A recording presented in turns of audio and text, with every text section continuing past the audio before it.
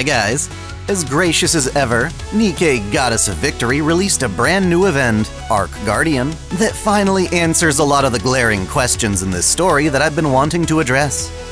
Given that it's a prequel event that takes place after Red Ash and before Overzone, we already have what we need to cover it here in this series. Notice that I've labeled this Part 8-2. That's because I want to slot it in chronologically without breaking up what I've been exploring in the main story. So yeah, it's a brand new video, but I'm kinda gonna pretend like it fits between Red Ash and Overzone. Of course, I haven't yet covered the Old Tales event, so any details regarding it will be handled by Dai-chan at the end. It's nice having this structure of synopsis and analysis. Ark Guardian is absolutely amazing, so let's jump right in. Following the events of Red Ash, the famed goddess squad was finally making headway against the Rapture invasion. Their goal was to confront the Queen with the help of Cinderella, a second-generation Grimm's model. Unfortunately, the operation came crashing down with the reveal that Cinderella had been corrupted somehow, becoming the very first heretic Enichiro. In her fury, Enichiro chased off the goddesses and rampaged the united forces of humanity enough to end all hope of winning the war.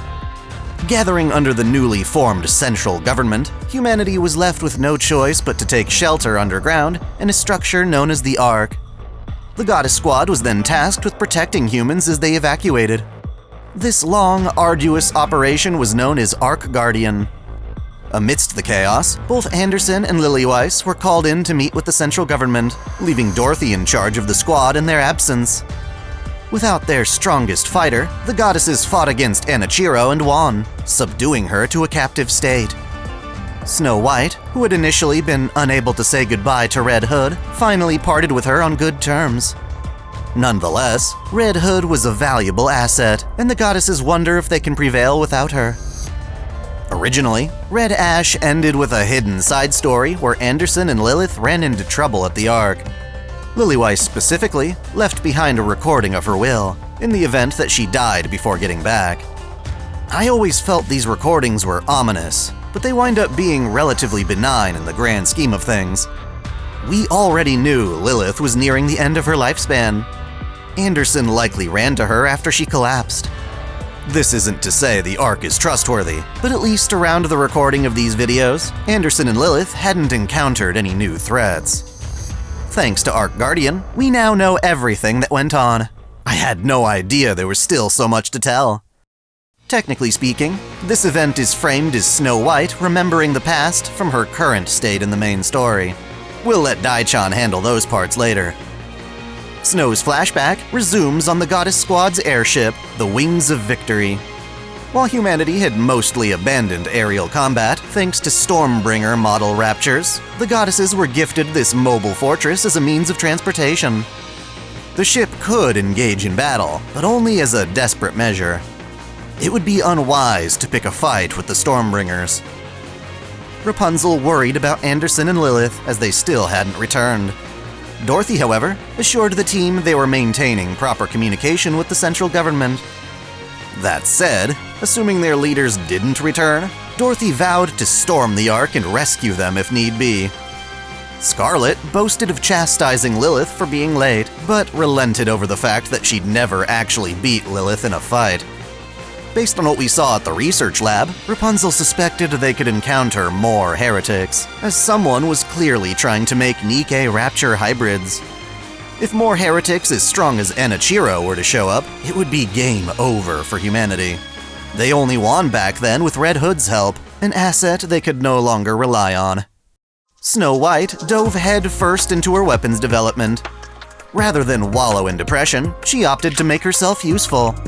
Nonetheless, Scarlet wanted to offer Snow a wellness check, only to find the engineer hard at work on new equipment. Not only was she working on that cool drill weapon Red Hood joked about, but she also took it upon herself to make new gear for Rapunzel and Scarlet. This explains their sudden wardrobe change between events. Since Scarlet still got hit the most, and Rapunzel's healing was indispensable, upgrading them took priority. Having seen the fruits of her labor, Scarlet asked the other goddesses not to treat Snow White like a child anymore. The youngest among them had matured quite stunningly. As an aside, Rapunzel started to get hornier and hornier, drooling over the idea of Scarlet and Dorothy sparring. Even then, she was way past the point of no return. Lillyweiss woke up in the Ark's repair center, supposedly having collapsed along the way. Whimsically, Anderson joked that Lilith still had another 100 years left to live, before admitting the truth. At best, assuming she didn't push herself in battle, she could last 6 months. Again, this was the result of building her as a prototype without considering things like longevity. It was a miracle she lasted so long in the first place. Needless to say, the war couldn't possibly be won in that short time. To offset all the doom and gloom, Anderson boasted that, were he to die tomorrow, he would spend his remaining time drinking with hot babes in each arm. Let's just say the central government didn't call them over to the Ark for pleasantries. Their meeting was quite demoralizing, leaving the two in a pent-up state of frustration. Anderson repeatedly kicked a wall nearby to vent. Lilith followed suit with a punch that blew a hole right through the wall. She'd have kept going, if not for the fact that central government soldiers would arrest her for vandalism. Sure enough, a platoon leader came to inspect the damage, only to start simping hard over the chance to finally meet Anderson and Lilith in person. To explain the hole in the wall, Anderson blamed it on a mecha destructor, which happened to be one of Lilith's unfortunate nicknames. Angrily, she pinched her commander for deliberately embracing the name, which had already spread across the Ark's internet. Instead of tending to the wall, Anderson fled with Lilith sprinting after him. The platoon leader remained enamored by this bizarre encounter. The story shifts to our boy Oswald. Remember him? He found Red Hood hitchhiking and offered her some comfort along the way. Turns out, the bad news ailing Lilith and Anderson dealt with the Ark's sealing process.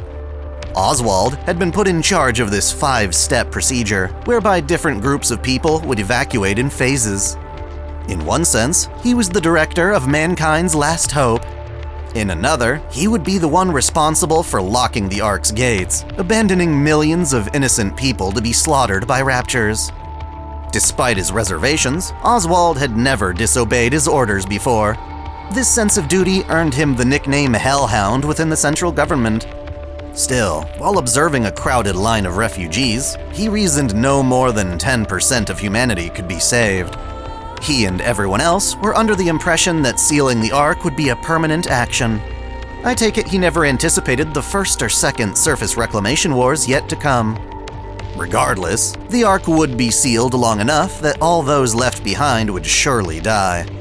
His only solace came from the fact that he'd be working alongside the goddesses. Another surprise comfort came courtesy of Freesia, the little girl Red Hood saved in the previous event. She made it this far on her own, but was now afraid of going to an orphanage. This is totally understandable given what happens later with Belorta and Mika. Anyway, Freesia came bearing a guardian consent form. As the only adult she still knew, she wanted Oswald to sign on as her father. Even if he couldn't commit to this role, having a guardian on paper would allow her to avoid the orphanage. Despite his extensive military achievements, Oswald had no clue how to handle this situation. Initially, he refused, but after seeing her quiver and shake while putting on a brave face, he not only signed the document, but also stamped it with his personal seal. His sudden adoption was so baffling that a central government soldier came to verify his intent. Apparently, a single adult male was considered insufficient when adopting a child, but Oswald had enough authority to bypass that law. Beyond his confusion and reluctance to be her guardian, he noticed how she put his mind at ease. Finally, Lilith and Anderson returned to the Wings of Victory, but any fanfare was snuffed out by the briefing on the Ark sealing project. The goddesses were to protect the Ark through its 5 phases of sealing, and then slip inside right before the gates finally shut for good. Optimistically, they were informed this would only take a month to complete. Oddly, their airship was to be stowed away during Phase 3, and thus surrendered to the government. Each phase was designed to let in a select amount of people, before sealing off a portion of the Ark's many entrances. Each shutting of the gates would draw rapture attention, so it was decided to only close a few at a time to spread out the attack. Not only was it unfair that the richest and most elite people would get to evacuate first, but ultimately, the bulk of humanity would be left to die. Worried about this, Scarlet insisted they try to slay the queen, but was quickly shut down for her naivete. Ever since Enichiro betrayed us, the lift leading to the queen had been swarming with raptures, more than the goddesses could possibly take on. In the end, Anderson admitted that since humanity lost, they don't have the luxury of a perfect solution. To everyone's surprise, Snow White wound up being the first to accept this. They couldn't win the war, but they could still save as many lives as possible. Yet again, her newfound maturity baffled her squad mates. In private, Lilith chose to entrust Dorothy with the truth of her lifespan. After all, Dorothy would take over upon her death. Cruelly, Lilith wanted to keep her condition a secret from the others, fearing it would harm their morale. Having to be the only one keeping this secret made Dorothy jealous. She confessed to her own self-loathing, and how the main thing keeping her going was the thought of the Ark celebrating her as a hero. Mind you, her conviction was as strong as ever. Lilith just happened to be the one person Dorothy could freely speak her mind with. As for Lilith, continuing to lie to Snow White was unbearable. She would always view Snow as a precious child, and wanted to stick around to see her grow. Eventually, the first sealing phase commenced, drumming up enough noise to hail the raptures. Setting their woes aside, the goddess squad met their opposition head-on. Refugees who still had to enter the Ark took shelter in fragile makeshift bunkers. Protecting them was the goddess's mission. We actually see Lilyweiss clobber the raptures with her bare fists. Even on the verge of death, she could still fight hard and set an example for the others. While she knew she needed to pace herself, Lilith couldn't help but worry about her squad mates.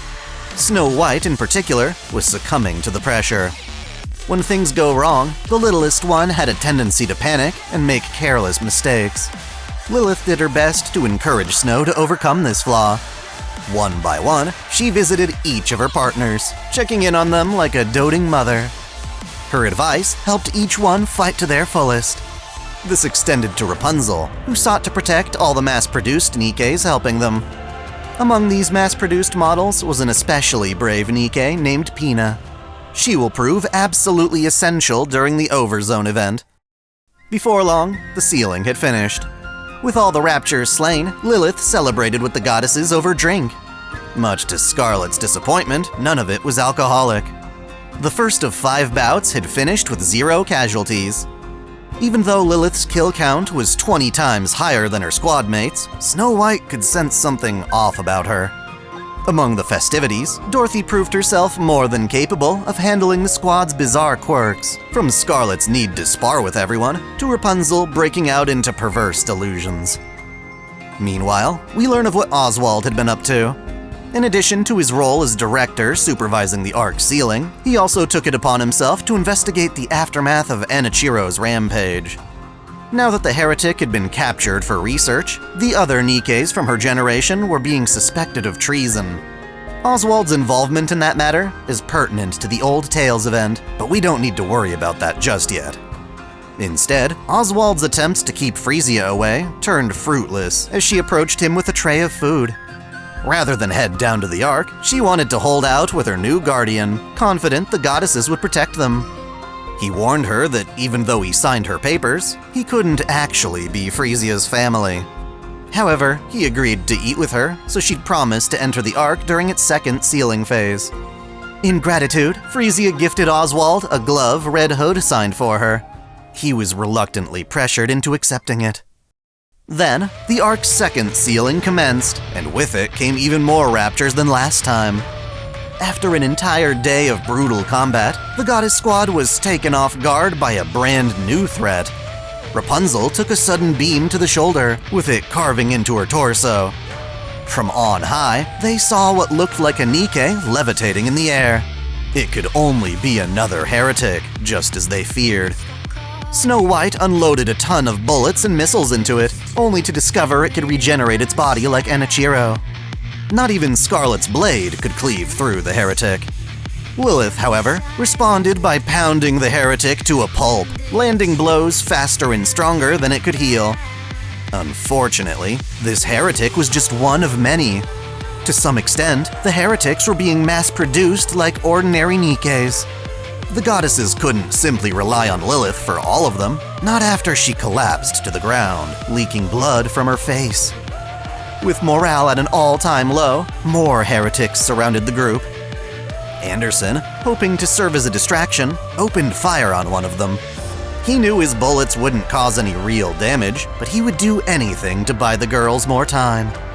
With their attention on him, one of the heretics thrust its arm into his side and yanked up to his elbow.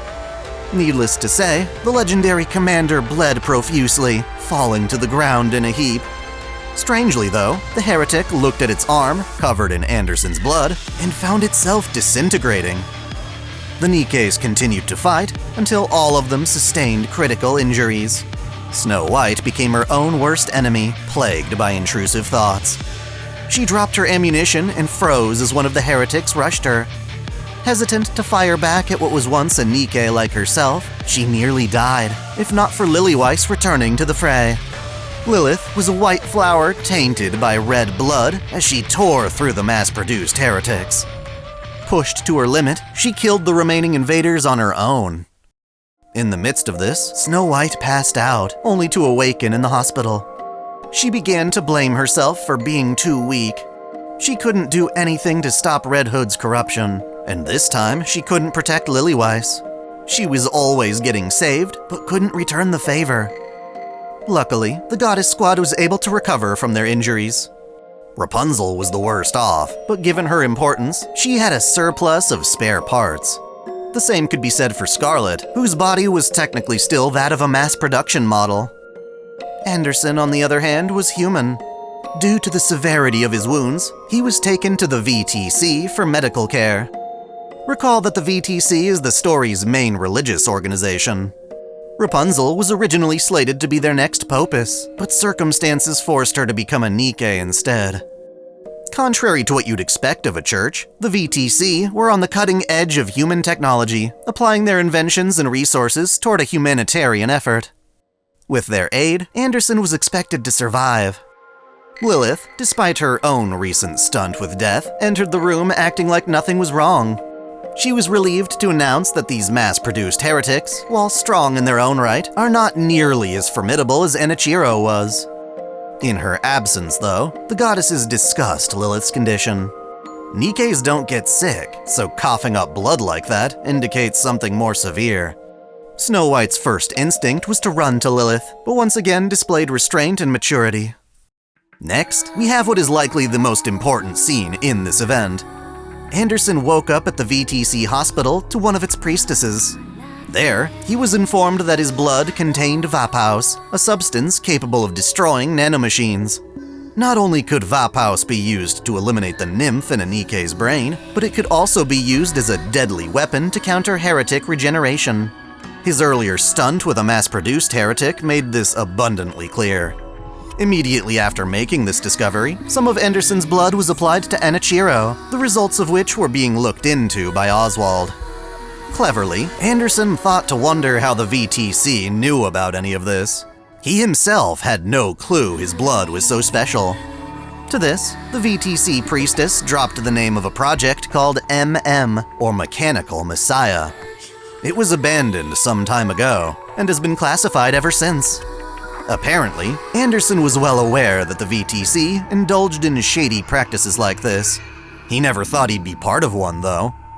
Even though the church's technology saved his life, replacing many of his internal organs with machinery, he felt the need to warn the priestess that their secret projects would eventually get the better of them. He then took this rare opportunity to speak with the priestess to inquire about the Ark itself. Its completion was suspiciously fast. Building such a vast underground city should have taken decades, and yet it was ready at a moment's notice. Either the VTC had some kind of amazing technology on their hands, or they knew ahead of time that the raptures were coming. Powerless to interfere in either scenario, Anderson admitted he was just blindly speculating. After all, he was alive, albeit barely, thanks to the VTC's concealed methods. It was a miracle he could still stand, and he really shouldn't push himself and risk a relapse. The VTC did everything in their power to keep him alive, but not for his own sake. After finding himself locked in the room, Anderson realized they wanted to keep him around as their only supply of vapaus. The priestess couldn't have cared less about his responsibility as a commander. Everyone still on the surface could die for all she cared. Thus, some soldiers from the central government came in to subdue him, but even with his condition and being tased to the ground, Anderson still had the strength to retaliate. Sadly though, another hit with the taser was enough to knock him out. Anderson woke up, this time strapped to a chair. Even with tranquilizers coursing through his blood, Anderson had the will to resist. The priestess planned to drain his blood as much as possible without killing him. Any less could compromise their research. Again, the VTC didn't care about protecting the masses. Hell, they were only holding 3 sealing phases to prevent a mutiny. Hearing this, Anderson understood that phases 4 and 5 were only hollow promises meant to gain public approval. The Ark would, in fact, only allow 3 waves of evacuees. All key personnel had already been transported, and the VTC no longer cared who else made it in. Still in defiance, Anderson demanded to speak with the VTC's head honcho, the one they call Her Holiness. Now you'll have to forgive me, as the English dub has them saying His Holiness. I'm not sure what's up with that, and it certainly isn't the first time voice dialogue conflicted with the in-game text. Either way, I assume we're talking about the current Pope, whether it's a guy or a girl. Apparently, order in the VTC was maintained by a single person at the top. Interrupting things, another central government officer stepped into the room to deliver some upsetting news to the priestess. Anderson joked that perhaps Her Holiness had finally died of old age. Irritated, the priestess stepped outside into the hallway with the soldier, and Anderson did his best to listen in on their conversation. He could hear the priestess's voice get louder and louder until the sudden sound of a bone snapping rung out. Of course, he recognized that sound from his days as a mercenary. Turns out, Anderson already knew this officer, but didn't notice it first. It was the platoon leader who simped for the Goddess Squad. He came to visit the legendary commander, only to accidentally learn of this conspiracy. Even though he was baptized into the VTC, his true faith lies with the Goddess Squad. To help Anderson escape, he was willing to break that priestess's neck. Still, they didn't have much time before his actions were found out. On one side of the building was a hangar with an ATV they could escape with. When Anderson asked for a gun, the platoon leader instead handed over the ATV's key. This man had no intention of making it out alive. Anderson wanted to help fight the incoming guards, but had to admit how pale and weak he'd become. Thus, the legendary commander escaped on his own, leaving behind his passionate savior. In due time, Anderson reunited with Lilyweiss at their quarters outside the Ark. For as much as Lilith wanted to take revenge, there was a more pressing matter. The VTC and central government were planning to stop the Ark sealing project after Phase 3. The goddesses would have to make a choice, whether to enter the Ark with Phase 3 or stay behind and keep protecting refugees. Fortunately, they all felt the same on this matter. Even if the government didn't authorize it, they would remain on the surface and fight so long as people sought salvation. None of them would enter the Ark until 2 full weeks passed without any refugees. Only then would they return to the Ark, demanding entry along with everyone they've kept alive. Even if the gates were sealed, they would demand special entry. Their plan was naive, yet full of boisterous hope. To bolster courage, Anderson carelessly suggested all the rewards they would get for their troubles. These included being treated like kings, having media based on their victories, and even being the figures of a new faith within the Ark. Dorothy imagined making her name in politics, while Snow dreamed of founding her own manufacturing company. Scarlet even humored the thought of building a dojo. More than anything, though, they would expect a hero's welcome, to be celebrated as goddesses of victory. Back to Oswald, he was up on the surface when his phone began ringing consecutively. Freesia had convinced one of the soldiers back at base to give her Oswald's number. She hadn't gone to the Ark like she was supposed to, instead wanting to go at the same time as her guardian. Rather than completely berate the officer who gave away his phone number, Oswald instead asked him to ensure Freesia finally went down as promised. He himself couldn't return, not just yet. he was still investigating the whole Enichiro thing I mentioned earlier. Before embarking on what they thought would be their final mission, Snow White asked the other goddesses to accompany her somewhere special. They found themselves amidst a field of flowers, white ones, just like the kind Lillyweiss was named after. Dorothy noted how said flowers meant both pure love and sacrifice, the latter of which was feeling all too real. Despite that, Lilith frolicked happily among the flowers, shining just as beautifully. For only a moment, she and Snow White danced in the breeze, sharing in each other's youthful smiles. Then Lilith fell over, making the others worry, only to stand up again as it was an accident. Laughter erupted among these poor heroes, serving as their final respite. All of the mass production Nikkes had the choice to accompany the goddess squad. The first to volunteer for the fight was Pina, who started a chain reaction of bravery. They knew it was a suicide mission, at least for grunt soldiers like themselves, but they nonetheless signed on. Matching that enthusiasm, the raptures responded in kind. Many of the raptures guarding the lift below the Queen had ventured toward the Ark. It was like they knew this would be the final sealing phase. On the bright side, Anderson took a really good shit, for whatever that's worth. Scarlet and Rapunzel entered this fight with their new equipment. They were estimated to be twice as durable as before. Refusing to let them steal the show, Lillyweiss kicked things off by launching an ultra-class rapture into the air, decorating the field in its blood. Sadly, some of the blood she wiped off her face was her own. As if to signal their demise, Anderson invited Lilith on a trip to the ocean, should they make it out alive. Things started well, with no sign of those mass-produced heretics. Once more, Lilith visited each of her squad mates, acknowledging how far they've all come in such a short time. Eventually, though, some heretics did show up, along with a swarm of Stormbringers. In anticipation of this, Snow White had been absent from the battlefield in order to steal back the Wings of Victory. Not sure what the point of decommissioning it was, given it would be worthless in the Ark itself. I suspect it's because it's jointly owned by the VTC and central government. Snow expected the soldiers guarding it to fight back, but instead, they let her take it without resistance. Thankfully, there are still plenty of soldiers who aren't idiots. With a team of mass-produced Nikkes, Snow took control of the Wings of Victory, flying in to thwart their aerial threat. Anderson boasted that Snow was perfect for this task, since she helped design the aircraft in the first place. In an epic display, the ship made its final flight, unleashing its astonishing firepower on the battlefield. Lilith watched from below as her body began to fail once more. The Wings of Victory thinned the rapture herd, enough for Lilith to return to Anderson and rest for a while. His request that she take it easy fell flat, given he too was pushing himself beyond his limits. He'd rather die commanding his squad than take shelter in the Ark. Lilith insisted he live in order to watch over the squad in her absence.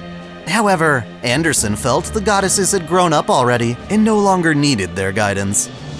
The reluctant mother of sorts couldn't help but see them all as her kids. Either way, Anderson had no intention of dying. Not here. He still joked about returning to the Ark after the fight and living large with babes on each arm. Before long, the Wings of Victory was surrounded by Stormbringers, more than it had the firepower to handle. Instead of evacuating, though, Snow White chose to lure her pursuers far from the battlefield, as they would pose a significant threat if left alone. Thinking this a suicide run, the other goddesses wanted to help, but Snow refused them outright, as they had their own tasks to complete. As a result, she and her crew of mass-produced Nikkes disappeared on the horizon. Whether she intended this to be a suicide run or not, Snow was surprised to wake up in the ship's wreckage. Her own life was spared by mass-produced Nikkes who had piled onto her, shielding her from the searing heat. The Nikkes still alive continued to give their lives protecting her from raptures on the ground. Even now, Snow White hadn't overcome her fears of the battlefield. She wanted to run away, and her lack of confidence resulted in more and more mistakes. Nobody could save her, yet she felt too weak to save herself. It was under this extreme fear that Snow White experienced her first mind switch. Broadly speaking, a mind switch occurs in Nikkes who suffer cognitive dissonance between their human brain and the harsh reality of being a machine. The brain wants to feel human, and Nikkes have been designed as such to prevent people from going insane. Technically, however, mind switches are actually the product of a fight-or-flight response while under duress. That can be from confronting one's machine body or a desperate situation in the heat of danger. Either way, the nymph senses this and takes action to try and ensure its survival. Rapidly, the nymph sifts through a brain's memories, prioritizing only those that aid in combat. Most of the time this process fails, and the Nikke in question loses their sanity as a result. For Snow White, her nymph succeeded in this mental purge. All of her thoughts fell under scrutiny. Any mental activity deemed unhelpful was discarded, in turn amplifying her rapture-slaying knowledge. Her memories of the Goddess Squad were retained on a tactical level, but none of her fond experiences with them were kept. Memories of Red Hood went away, as she wasn't thought to be alive anymore. Lilith, who would follow suit, was also purged from Snow White's mind. Her hopes and dreams for the future went away. All that mattered now was survival. In the blink of an eye, Snow White emerged as a cold, calculating, rapture-killing machine. With no irrelevant distractions, she could fire with terrifying accuracy. The pain and trauma of being struck by energy beams did nothing to halt her advance. For every limb or part destroyed in the battle, she would quickly replace it with parts scavenged from her fellow Nikkes and raptures alike. The version of Snow we meet in the main story is the product of Frankensteining her body with salvaged materials. Meanwhile, Dorothy made contact with Lilith and Anderson, discovering that both of them had collapsed from their injuries. Anderson regained consciousness long enough to express relief that nobody else saw Lilith in this state. He insisted Dorothy return to battle, promising to handle things here. Of course, the exact opposite happened. As soon as they were alone, two more mass-produced heretics flew in from above. With Anderson still too injured to stand, it was Lilith who stood to fight. Elsewhere, Scarlet faced off against another heretic. No matter how hard she tried, Fleetly Fading would not slice through the enemy. In a state of despair, she too incurred a mind switch, one that would make her ever stronger. She questioned why she took up the sword in the first place. She recalled her final duel with Rose, and how her sister insisted she grow strong enough that no one else could control her fate. This particular mind switch was one of perception. In lieu of her opponents, she began to see them as crimson petals drifting on the wind. Compared to before, they became so easy to cleave. Perhaps you could call this insanity, but for Scarlet, it was a form of enlightenment. Foregoing showmanship, she now prioritized the most efficient method of slaying her foes. Dorothy rallied with Scarlet just in time to see the aftermath of her newfound technique. It was easy to tell a mind switch took place, but luckily, it didn't claim any of Scarlet's precious memories. By the Ark's gates, Lilith finished pulverizing those two mass-produced heretics. She and Anderson stubbornly begged the other to give up. Ultimately, though, it was her commander who lost the strength to keep resisting.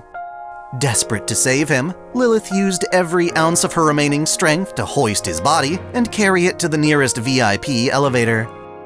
At first, one of the guards tried to deny her access, but after spotting the legendary commander, he opened up the gate. Anderson, bound for the Ark, saw Lilith walking away and frantically shouted out to her. Refusing to let it end this way, he pried open the elevator doors, forcing Lilith to finally call his name. I know I've been calling him Anderson this whole time, but this is the first time the game officially confirms it.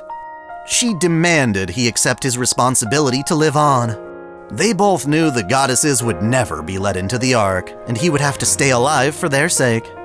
Finally accepting this harsh truth, Anderson let her go, confessing his love for Lily-Weiss. She in turn reciprocated his words, just as the doors shut between them.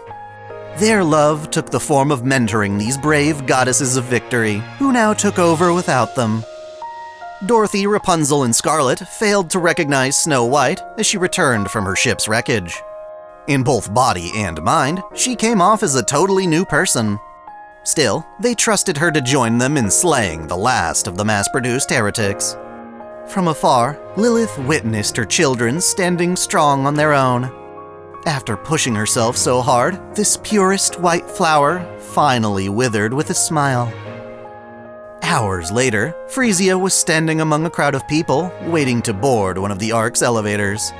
She worried about Oswald and was postponing her departure as much as possible. Her concern paid off when Oswald actually did show up.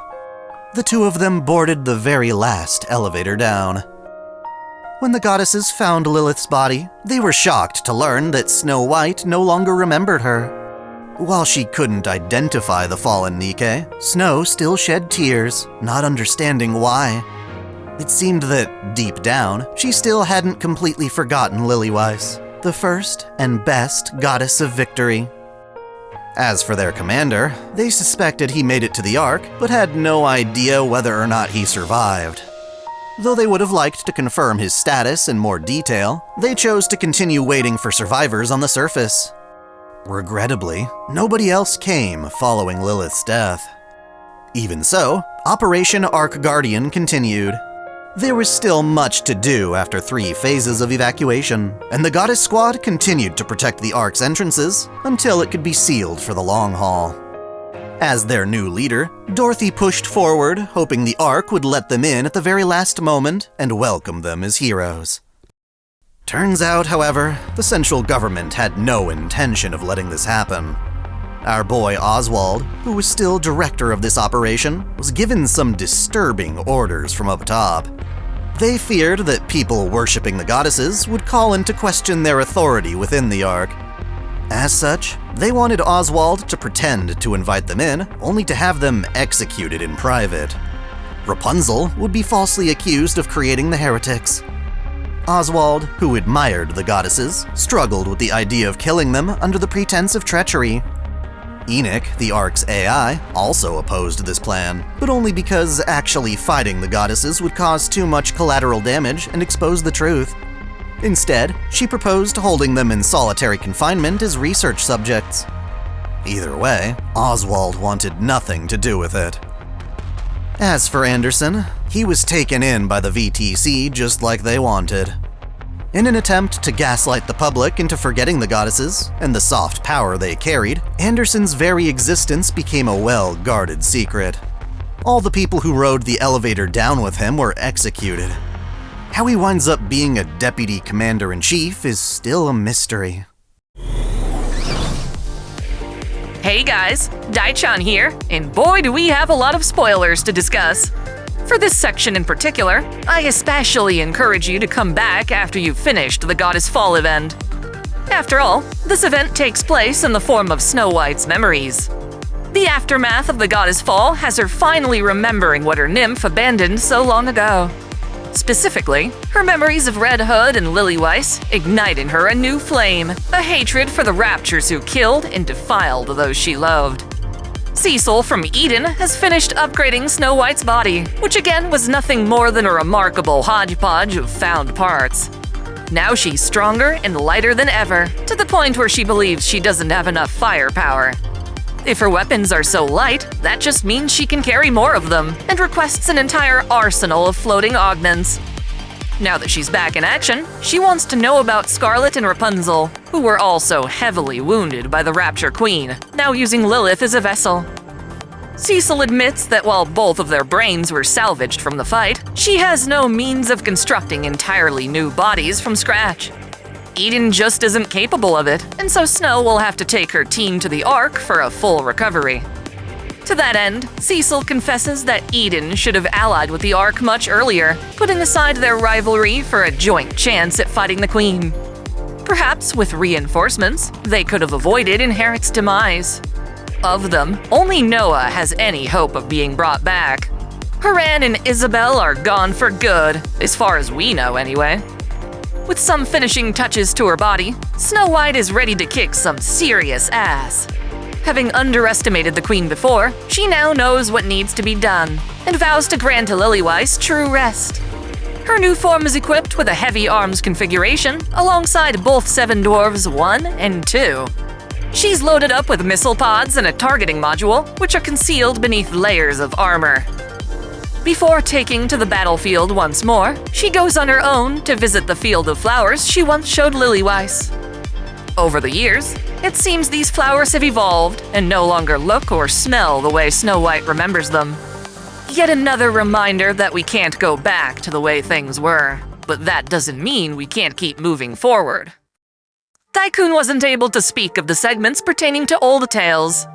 In that event, we learn that Oswald comes to investigate what happened to Cinderella, Ave, and the other second-gen Grimm's Nikkes. He comes with a unit of soldiers to apprehend them as traitors, only to get tased in their first encounter. Eventually, after Anichiro is tormented at the Heretic Research Center, Vapaus from Anderson's blood is used on her, and it cures her corruption. Ave rescues her from the facility long enough to learn that Red Shoes is the true mastermind behind the Heretics. In defiance of his orders, Oswald actually looks into the matter, confirms the truth, and lets Cinderella go. I get a bit skeptical in my video on Overzone, but it's nice to know that he's not a total dick. Far from it, even. It was his desire to trust Nikkes that allowed Cinderella and her allies to storm the Queen and sever her link to the surface. Rather conveniently, Phase 3 of the Ark ceiling lured tons of raptures away from the lift just in time for Cinderella's team to attack it. It's totally fucked up when you consider the central government, with approval from the VTC, wanted to charge Rapunzel with creation of the Heretics. By this point, Oswald knew that wasn't true based on what he learned from investigating Red Shoes. For as much as it hurt to deny the Goddess Squad entry to the Ark, he was doing it for their protection. They had no clue the central government was so corrupt, they'd eliminate their own saviors. It'd be nice if, one day, Dorothy at least can learn why Oswald locked them out. I have a feeling she'd take back that comment about killing his family. I sure hope so anyway, now that we know Freesia would technically qualify. I'm glad to hear she made it to the Ark safely, but beyond that, I don't have anything concrete to tell ya. There's lots of online speculation as to whether Freesia grows up to be someone we know. I don't personally ascribe to any one theory about this, but I admit it would be really interesting if someone like Ingrid wound up being Freesia as an adult or something. Plus, now that we know certain people in the Ark can live well past 100 years, I wonder if Oswald is still alive. I need to sift through the library event again, as apparently he was the one in charge of keeping records. The mass-produced Heretics were sure a surprise inclusion. Although Cinderella rightfully shot Red Shoes dead in old tales, we learn her consciousness was preserved in digital form under the name Mirror. Before deciding the Rapture Queen was incompetent, Mirror was hard at work constructing new heretics. Anichiro was her first and greatest success. The mass-produced versions she made weren't nearly as effective, which she attributes to their base Nikkes lacking a strong enough personality. This tracks, as Nikkes are supposed to derive their unique abilities from their mental traits. Thus, rather than create more mass-produced heretics, Mirror had gone back to making specialized ones. Her next masterpiece is revealed to be Liberalia, whom she entrusts with delivering the Queen's head.